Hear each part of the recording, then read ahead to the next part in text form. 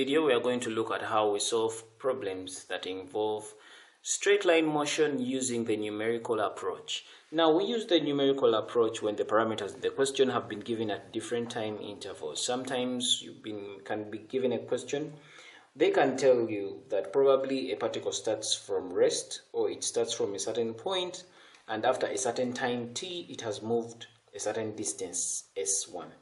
Then a certain time t2, it has moved a certain distance s2.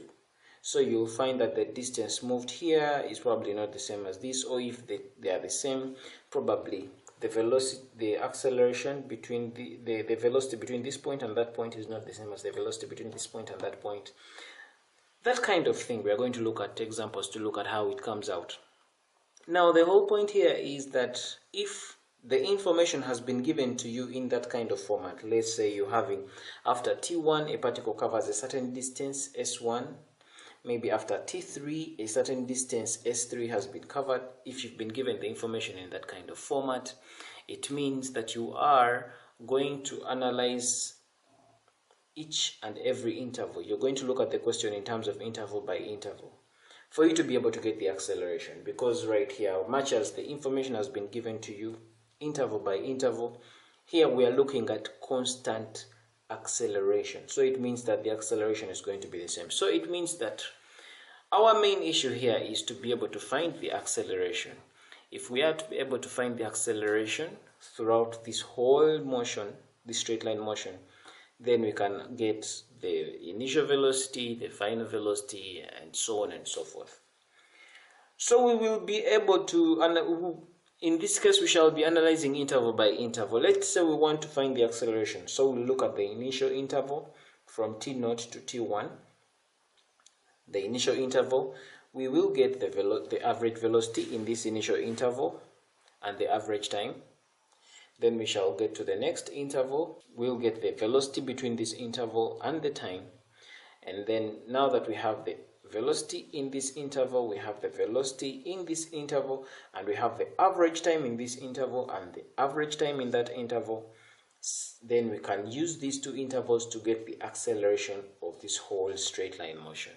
Because since we have the velocity and the time, we know that acceleration is the rate of change of velocity with time. So it's a matter of saying that the velocity of this interval minus the velocity of this interval, divide that by the time, average time here minus average time there, we are able to get the acceleration. Let's go through this step by step. Let's assume this is what we've been given, and we've been told we want to find the acceleration for a particle that's moving from this point to that point. So how do we go about this? We are going to consider interval by interval. So let's look at the first interval from t0 to t1. From when the particle started moving from this point, it moved up to, after t1 it covered a certain distance s1. So to get the average velocity here, of course we know that velocity by definition is the rate of change of displacement. So we get the final displacement here minus initial s1 minus s0, divide that by the time t1 minus t0, so that we are able to get the velocity in this interval. And of course the average time in between here is going to be t0 plus t1 divided by 2 to be able to get the average time in this interval. So we've got the information for that interval. So it means you're going to go ahead and get to the second interval, t1, t2. So in this second interval, we are still going to do the same. We want to get the velocity in between this interval because the velocities are not the same. And by definition, from our theory, we know that the rate of change of displacement equals velocity. So meaning that to get our velocity in the second interval, it's going to be s2 minus s1, divide that by t2 minus t1. I mean the rate of change of displacement divided by the time in that interval, for us to be able to get the velocity in this interval.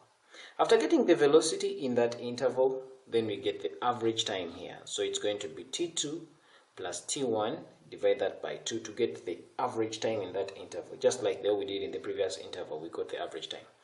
Now, from these two intervals, now that we have got the velocity here, the average velocity and the average time here, we have the average velocity and the average time in this interval.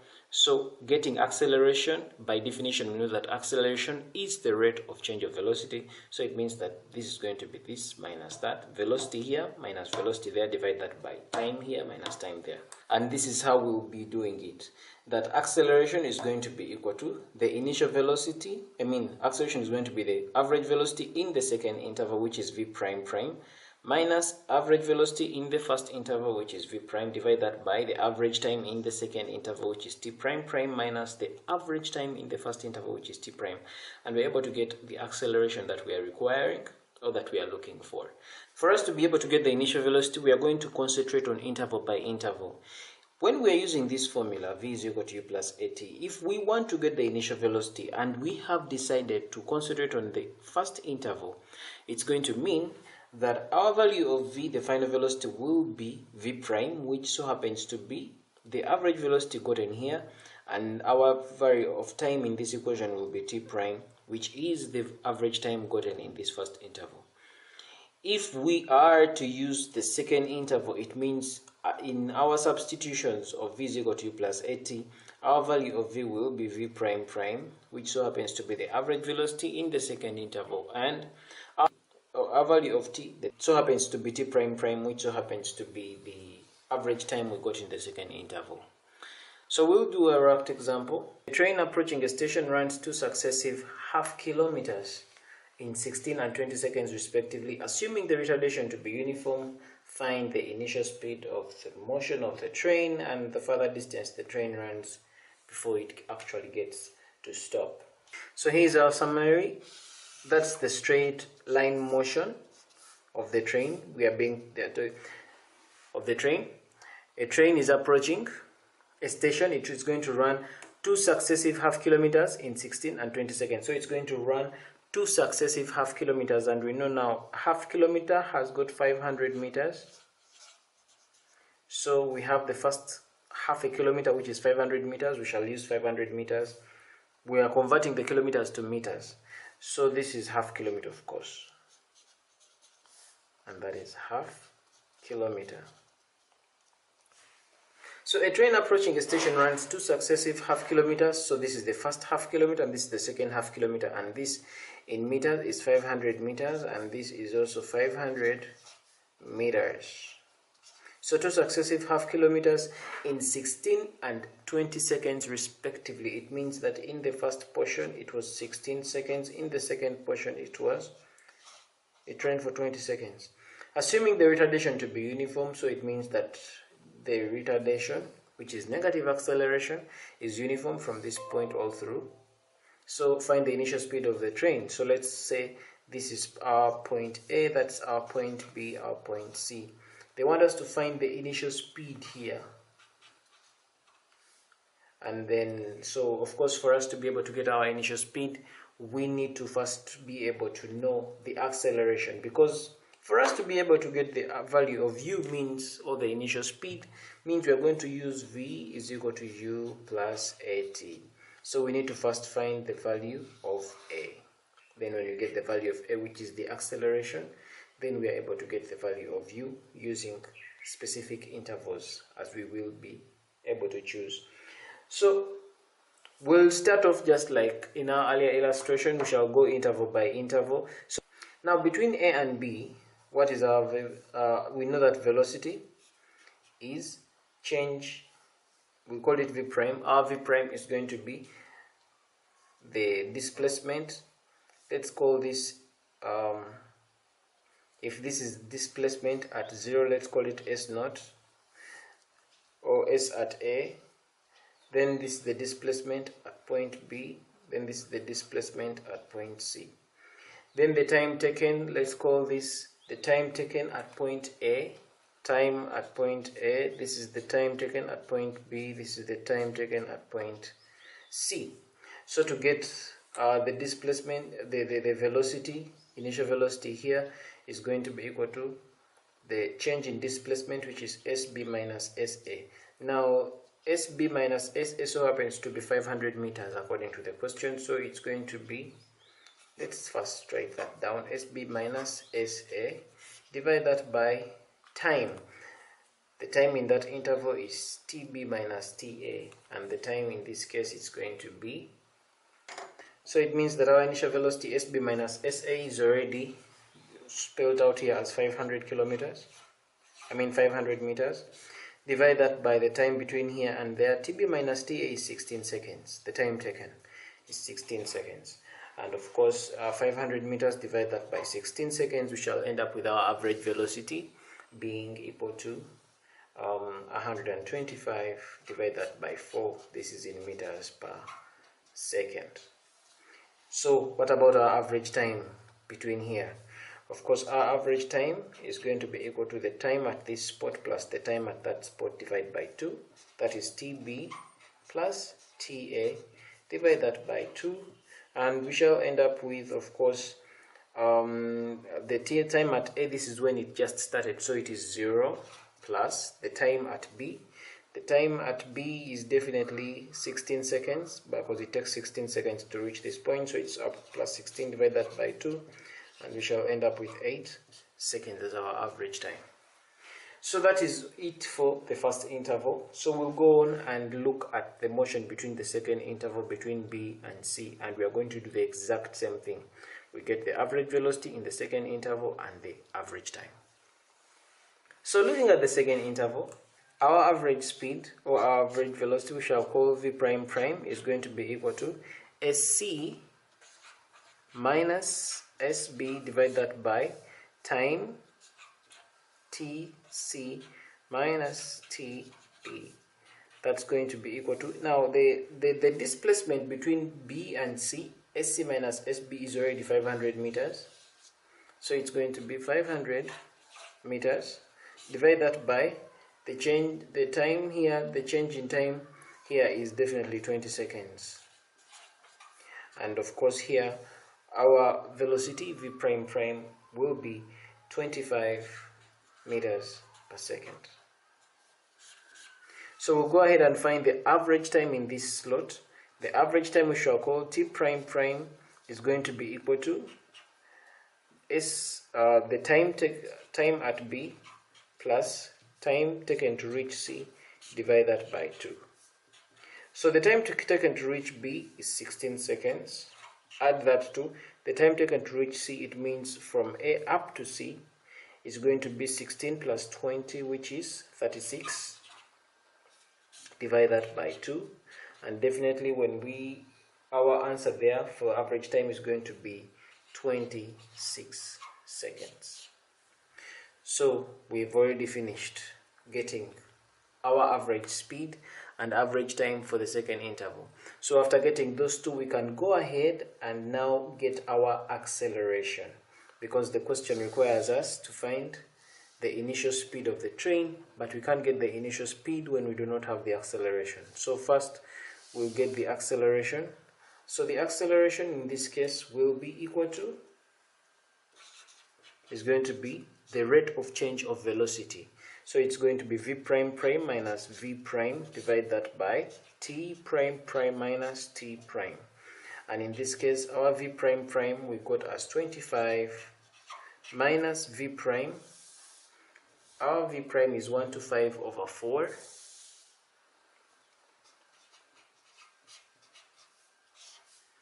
Divide all that by T prime prime, which is 26.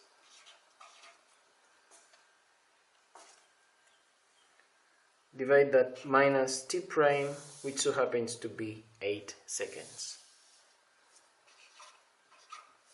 And our answer for that, we'll get our acceleration as negative 25 over 72 meters per second squared.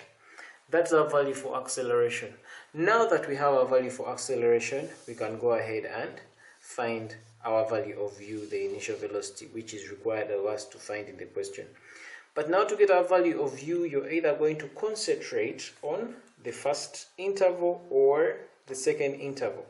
If we are to concentrate on the first interval, that is between A and B, and we are going to use V is equal to U plus AT, what is going to be our answer?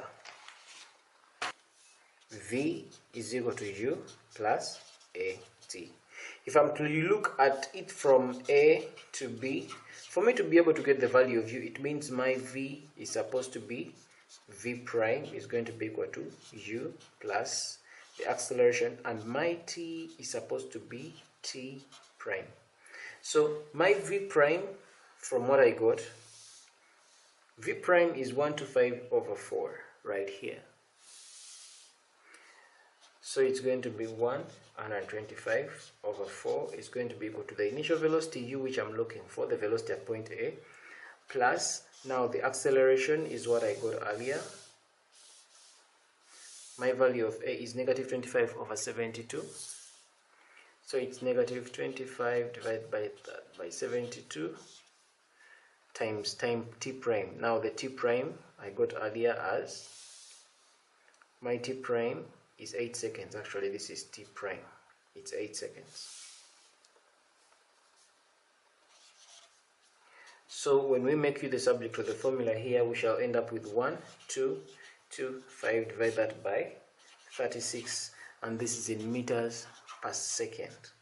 Now this is, if you are to convert this to decimal point, it is approximately 34.0278 meters per second. That is the initial velocity, or the velocity at point A, and that makes us to get the initial speed or the initial velocity at point A, which is that. We've already answered that. Solve this using our first portion. Now we can still get the same answer using the second part of the motion, and in this case, if we are to use the same formula, v is equal to u plus at, v is equal to u plus at, but in this case we say that we want to find our value of u when we are using B to C, that is from B to C. It means that our value of V in this case here is going to be V prime prime, because we are using the second spot, is going to be equal to U, the one you're looking for, plus the acceleration, which is the same all through, times T prime prime, the average time in the second slot.